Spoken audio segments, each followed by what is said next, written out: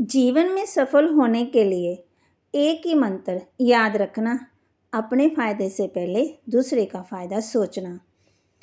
और दुआएं तभी मिलती है, कभी हमने ऐसा अनुभव किया कि हम फल लेने के लिए या फल की दुकान पर गए हों तो उसने कहा, भाई साहब आज ताज़े फल नहीं हैं, आप सामने वाली दुकान से ख़रीद लो। तो आपके मन में कितनी खुशी होती है कि देखो इसने अपना नुकसान किया और मेरा फ़ायदा सोचा। तो ऐसे लोग आपको भी मिलते होंगे ना, जिसने अपने फ़ायदे से पहले दूसरे का फ़ायदा सोचा। 200 रुपये आपके लिए कोई बड़ी चीज़ नहीं, लेकिन उस दुकानदार के लिए बहुत बड़ी चीज़ है। ये उसकी वृत्ति है कि उसने अपने फ़ायदे से पहले हमारा फ़ायदा सोचा। हम घर जाएंगे तो उसके बारे में ज़रूर सोचेंगे कि उस दिन उस फल वाले ने आपसे दुआएं कमाई। हम घर जाकर 2-4 लोगों को ये बात बताएंगे कि अगर अच्छी चीज़ लेनी हो तो उस दुकानदार के पास जाओ, वो दुकानदार बड़ा अच्छा है, वो कभी भी ख़राब चीज़ नहीं देता। उस दिन उस दुकानदार ने धन नहीं कमाया, बल्कि दुआएं कमाई और स्नेह, प्यार। अगले दिन से हमने जिन 4 लोगों को बताया, वो 4 लोग 10 लोगों को बताएंगे और सभी उस फल वाले के पास जाएंगे। जो धन कमाते हैं, ज़रूरी नहीं है कि वह दुआएं कमाते हैं। वो अपनी क्षमता से कई गुना ज़्यादा धन, नाम, सम्मान कमाएगा। लेकिन दुआओं से हमारे घर में धन के साथ साथ खुशी आएगी, सेहत आएगी, अच्छे रिश्ते आएंगे। फिर कई बार जीवन में कोई मुसीबत आ जाती है, फिर अचानक ठीक भी हो जाती है। हम कहते हैं ज़रूर किसी की दुआ लगी है। दुआ ऐसे ही फ्री में नहीं लगती है, हमने ही किसी कर्म में दुआ कमाई होती है। और कई बार उल्टा हो जाता है, वह भी यूं ही नहीं मिलता, उससे भी हमने ही किसी कर्म में कमाया होगा। आजकल डॉक्टर और वकील से समाज ही डरता है। कहते हैं डॉक्टर वकील के चक्कर में फंस गए तो माना माना हर कोई डर रहा है ना कि हाँ इनके चक्कर में नहीं आए, जल्दी जल्दी ठीक हो जाएं।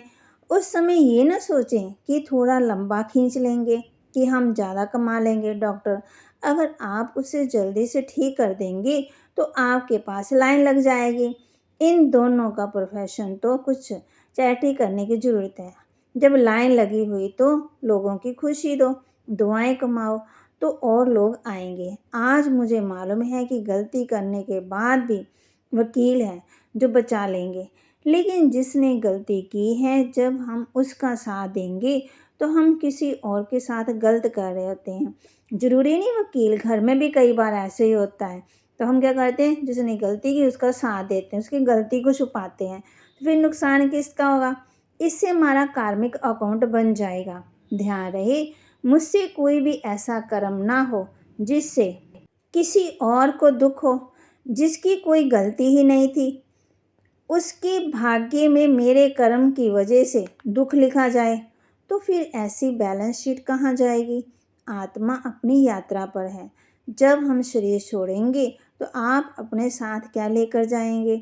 जब लोग यही कहते हैं कि खाली हाथ आए खाली हाथ जाना है, माना ये कहना गलत है। ना हम खाली हाथ आए थे और ना हम खाली हाथ जाएंगे। देखो जैसे बच्चा जन्म लेता है तो उसकी मुट्ठी बंद होती है ना, कि जब अगर में बच्चा जन्म लेता है तो कईयों के घर में लहर बहर शुरू हो जाती है, कईयों के घर उदासी शुरू हो जाती है।